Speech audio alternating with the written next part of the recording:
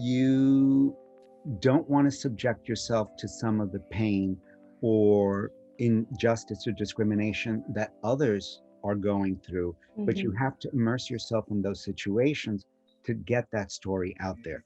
So how do you do it so that you deliver a message utilizing even cinema verite?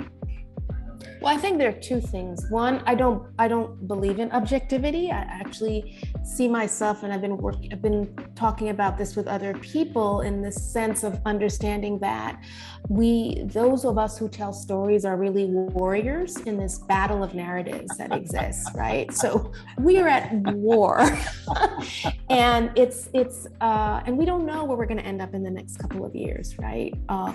Both here in the United States in terms of what this democracy is going to look like, but elsewhere as well, obviously. So the question is, where do you set yourself, right? I think it's Angela Davis who said, freedom is in the struggle, it's in the process, it's in investing in the process, and it's about having purpose, right? So when I'm in a situation that I find extremely uncomfortable, whether it's with Gladys, where for me, she never really knew during the process that I was of Haitian descent. So I was kind of undercover, which was extremely painful for me, but she could not imagine that someone of my skin tone could be from that part of the island.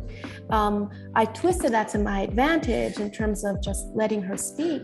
But the other side of that is that I would have to spend hours after that on my own, really detoxing and kind of like crying, really, in some cases in the hotel room, processing all of the hate that was coming out. But all it did really was make it firmer in my belief that the work that we're doing is necessary, whether it's about bearing witness, creating greater solidarity with others, telling the story of Rosa Iris, understanding there are thousands of others like her, Black women like her in the DR doing the work, both of Dominican and Haitian descent, not just of Haitian descent.